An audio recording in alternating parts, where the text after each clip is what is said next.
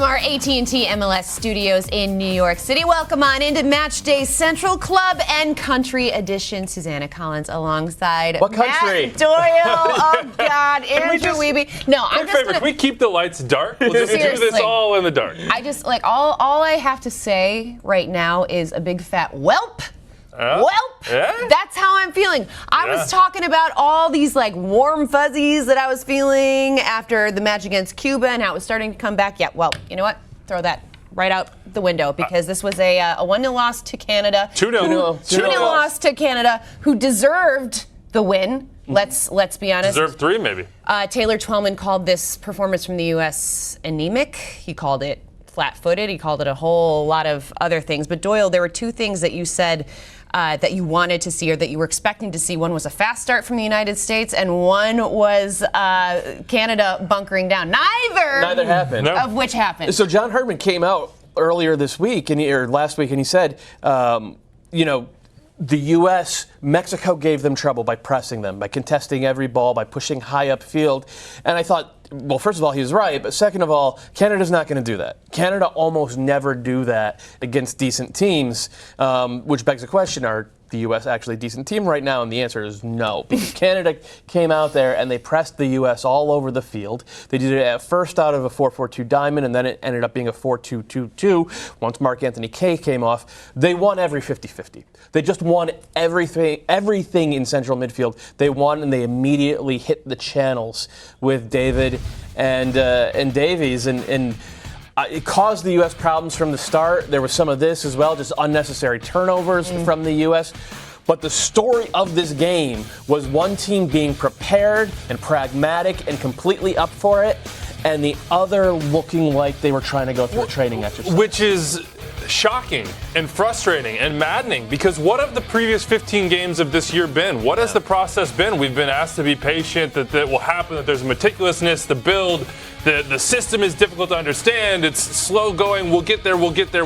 But what signs in this game show that they're getting there? I understand that Cuba was a different story, but Cuba had, double-digit players defect in the past 6 months, I think. It was shocking, the inability to get around the ball, the inability to find feet or even open space after you get on a turnover in open field, in build-up. Where's the building block? It's a good question, and I have no problem putting 100% of this on Greg Berhalter at this point. Mm-hmm. I understand the way he wants his team to play. I have defended it in the past because it is the style that I would like to see the U.S. play.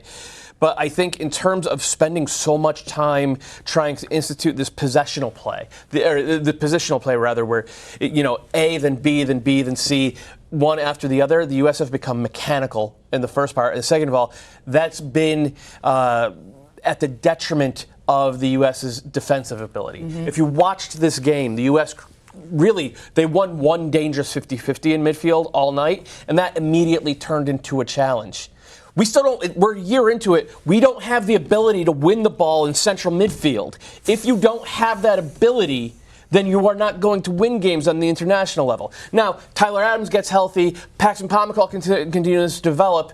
Okay, we probably take a big step forward. But the whole idea of having a system is it shouldn't be contingent upon 2 players being healthy. Yeah. It has to be bigger than the sum of its parts. And right now, it's been 2 years. 2 years and 0 steps forward. Matt Doyle, everybody. Matt Doyle, everybody. I feel your frustration. Yeah. I think that's you see them, Canada Sam Pierre just picking up everything. And it's not just picking it up, it's that there's a path forward for them once they do so. There is an angle, there is a run, there is intention, they were organized. Yes, there's something coming after that. There were moments where the U.S. picked the ball up and had an opportunity. There were moments where the U.S.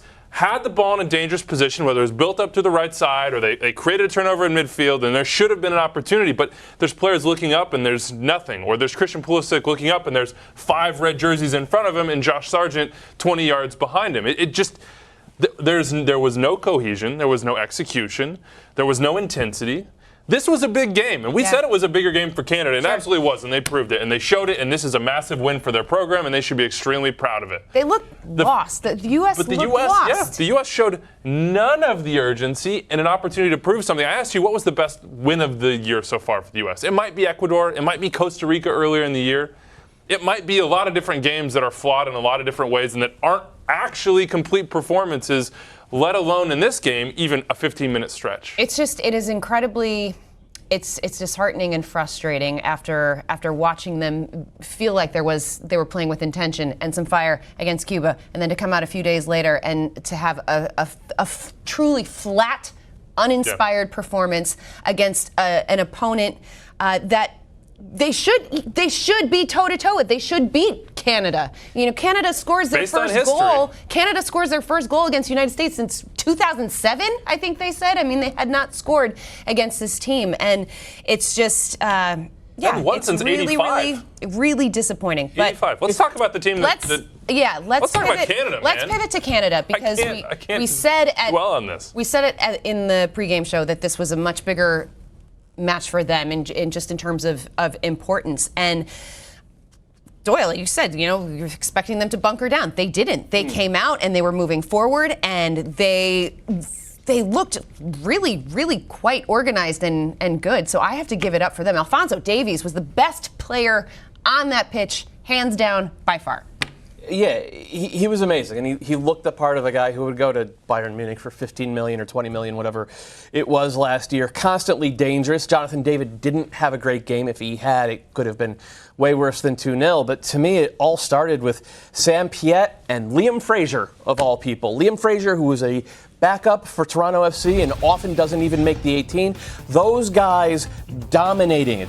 Their counterparts, whether it was Weston McKennie, whether it was Josh Sargent dropping off, whether it was Michael Bradley or Christian Roldan pushing up, those two guys winning everything on the ground it defined the entire state of this game. Because if you're winning those 50-50s, then you can have Davies drop into the half space between our defense and our central midfield. And that happened time and time again.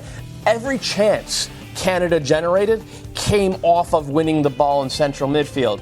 And I'm going to bring it back to what I said from a U.S. perspective. This can't be like, oh, well, we'll get better once Tyler Adams is healthy and once Paxton Pomykal is good to go for the full national team. Like, there has to be some sort of systemic or shape adjustment to this 4-4-2 that too often leaves the U.S. naked. I mean, then this right here, like DeAndre Yedlin, come on, buddy. You're a Premier League player. Well, and this all started with the turnover at midfield from Michael Bradley, and then Tim Ream turns it right back over. But yeah, to your point, I mean, what's that back line doing? You got to be better. Well, the whole concept of the system is that everyone A, B, C. You know the scenarios, you know the moments, you know the spaces that your outlets are in, you know the progression of possession once you either win the ball or recover the ball, and all these moments are showing that either the U.S. aren't well drilled enough, they don't have the technical ability to do it in these moments, or they're just not doing it. Maybe they have those two things and there's just a brain fart of sorts and this team is completely out of confidence. I mean, you look at the standings right now, Canada are probably going to be the team to move on to the semifinals. I mean, based on this performance, I don't think you look at the U.S. and think, oh, okay, we're going to Orlando, everything's going to be fine. I mean, that worked back in World Cup qualifying a couple of years ago against Panama. I don't think that this U.S. squad, this group, the way they're playing, can do that. And then you got to beat Canada and you got to whoop Cuba, and then maybe you get that top spot. I mean, this was supposed to be a competition that everybody said, oh, why is the U.S. even in this? It's a waste of time. We should be playing, like, we didn't make the World Cup. We lost to Trinidad and Tobago. Look at our results over the past year. How is it that we can so quickly live way back in the past and think we deserve something more when we haven't earned the right to kind of I think a lot of it is just getting caught up with the pedigree of the players. But like DeAndre Yedlin, again, Premier League starter, just napping at the back post like he's a 14-year-old playing ODP. Or Christian Pulisic justifiably getting subbed off at the 60th minute. Josh Sargent being lost. Weston McKennie, he has fight, but he still doesn't seem to know how to influence a game. Michael Bradley is 2 steps slower than it just goes on, and we're caught between generations, and it stinks right now. But I do think that putting the cart before the horse in terms of let's identify our possessional system and our attacking movements before figuring out how we want to defend, I think that's made it worse. I think it's made it much worse. Okay, well, let's talk a little bit about Christian Pulisic, who, as you mentioned, was subbed off in the 60th minute.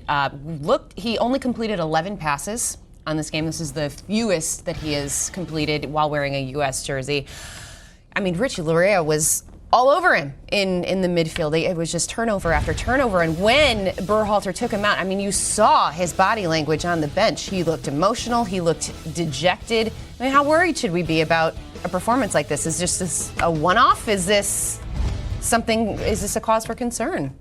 I mean, I still in the camp that be patient with Christian Pulisic. He's young. He's in a challenging club situation. It's not like he's walking to the U.S. national team with a barrel full of confidence. But every time he got the ball in this game, where's he going? What's he going to do with it? Other than put his head down and run ahead at 5 guys? And of course Richie Laryea is going to look good in that situation. He was good in this game. I mean, Pulisic had to switch sides to get away from him, and shortly after they pulled him out. I mean, it comes back down to what you're saying, I think, Doyle, is that, like, if the system is going to be the star, the system has to be the star. And the system has to put each individual player in the position to succeed, and they have to understand and execute it. And I don't think we saw any of those 3 things. The system didn't put them there. They didn't understand what they were doing, and then they didn't execute it.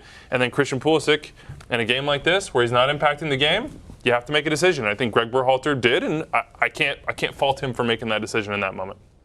All right, so there has to be some positives, right? There has to be a few positives. Did anybody? There are literally no positives from the U.S. Did anybody? I would argue that Zach Steffen had some moments. It could have been a little bit worse for the United States. I would argue that Aaron Long played well, especially in the second half. Yeah. There were, I mean, the Zach Steffen one, it's like, if I was really good at taking a punch, that's kind of, Is this where we're at? Yeah, it kind of is. No, it kind of is. I mean, Canada hasn't beat the U.S. since 1985. This is where we're at. We missed the World Cup 2 years ago, and we're talking about this in a game in which, again, 2 years. Which is the bigger factor? The U.S. just coming into this flat and not being prepared, or Canada just having a very good game plan against this U.S. team and executing it well? Like, which one wins out? I tend to give Canada more credit for I thought John Herman's game plan was excellent. Their buy-in was complete.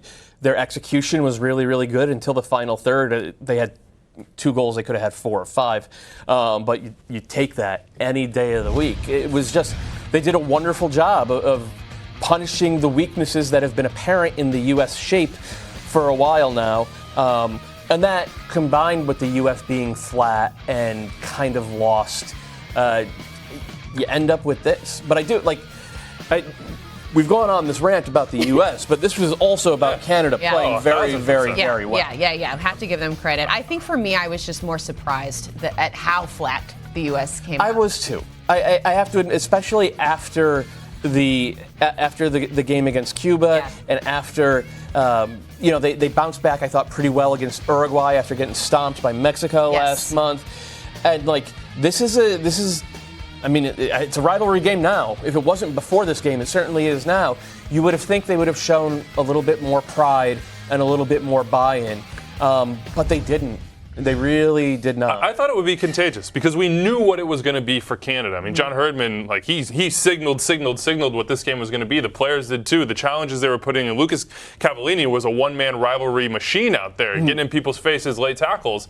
I was hopeful that, even though it didn't matter as much to the U.S., that seeing Canada's fight and fire and urgency would be contagious because in the biggest moments, either you got to bring it or you have to pick up what the other team is putting down. And if you can't, then this is going to be the result. Against teams that are equal quality to you, you're just going to lose. It made me think of the Jamaica friendly before the Gold Cup, where Jamaica killed the U.S. And then in the Gold Cup, the U.S. came out and they killed Jamaica.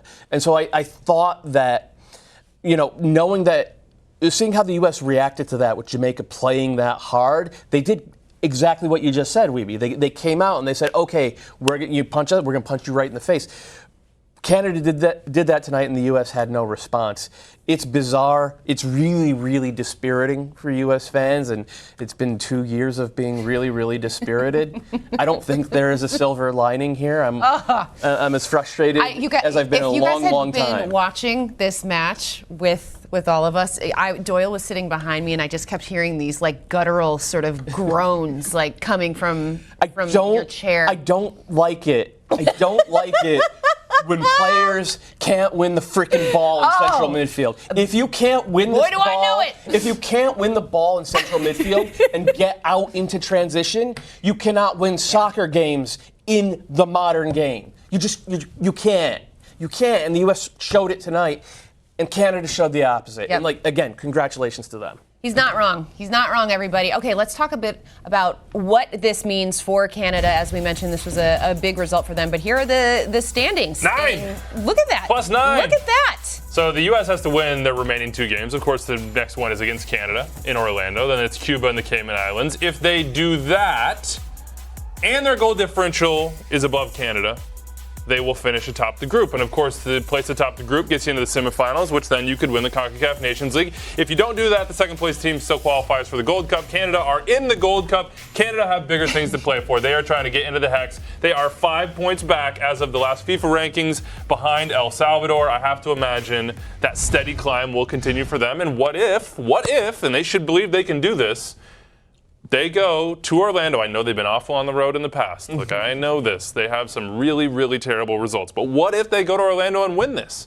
All of a sudden, John Herdman's plan, all the woe is me, and I know Canadian fans were right to say this because it is a baffling system, a baffling format that doesn't give them direct ability to qualify themselves, which the U.S. should be thankful that we don't have to deal with either. What if they go and win that? What if they go into the semifinals? I mean, this was the first in what they hope is many steps. They needed a win to say, hey, you know what? All this promise, all this togetherness, all this brotherhood that we are building, all this belief, well, it's not just a mirage. It is real.